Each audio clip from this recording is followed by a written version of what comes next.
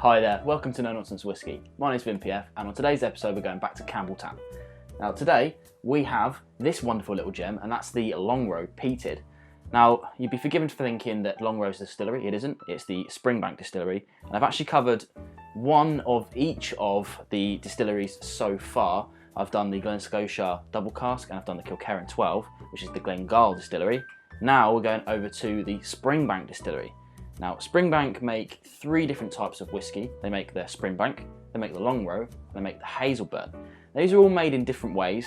So the standard Springbank is distilled 2.5 times, and you're getting sort of roughly 12 to 15 ppms of peat out of that. To give you a bit of a gauge on that, the Highland Park 12 is around 20 ppms. Now the Longrow is supposedly roughly 50 to 55 ppms. Now that's kind of getting into Ardbeg territory, so this kind of heavily peated, they would say. And of course the Hazelburn is distilled triple. Sorry, I missed out on the Longrow as well, that's distilled twice. The Hazelburn is distilled triple distilled, and that has no peat in it whatsoever. But this thing here is the peated no age statement version. It used to be called the Longrow CV. This was kind of a previous iteration of this. This is evolved out of that CV. The Longrow themselves also do two other kind of core range bottlings, and that's the Longrow Red, which is an 11-year-old ex-red wine cask finish, and they do an 18-year-old version as well. But this is the no age statement. This is a 46%, and it's roughly £40 in the UK, so it's pretty good value, I think. You know, it's a non-chill filtered dram, all the things that we love. Let's get into the whiskey and see what we think about it, shall we? Now, obviously, it's very peaty, but it isn't a kind of. It's not a dirty peat. It's not really indicative of many of the Islers. I don't think it's.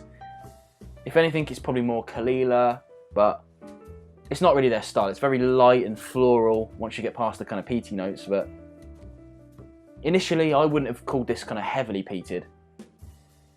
But that's what they say with the ppms, right? Very sweet as well. Very sweet. It's lots of vanilla notes to it. Let's try on the palate.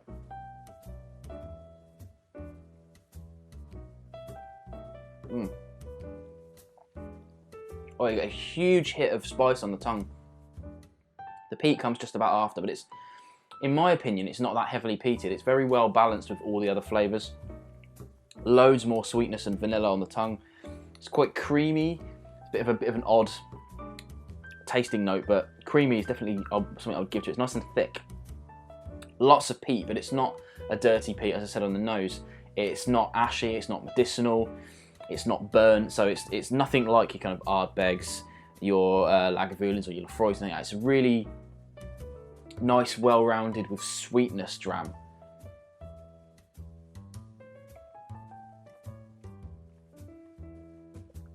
The finish is just huge as well, really warming. For me, I love this thing. Absolutely brilliant it is. For 40 quid, sure it's a no age statement, but you know me, if you watch any of my videos, I don't care about stuff like that. You know, if it tastes great, who cares if it's got a number stuck on the side of the bottle? There are plenty of numbers on this bottle. 46% is a good number. But for me, I think it's definitely worth you giving it a go. I don't really see this on shelves much, unfortunately. I don't really have any specialists local to me. I have to go to another city to go to a specialist, and they'll definitely have this. So if you've got a specialist near you, you should definitely check them out. If not, you'll have to speak to your local store and see if you can get them to get it in, because I think if you're into your peated whiskey, then you'll like this. If you're looking for a gateway whiskey, this isn't really it. It's quite high ppms, even though I said it was nicely balanced. So it will put you off if you're not into your peated whiskies.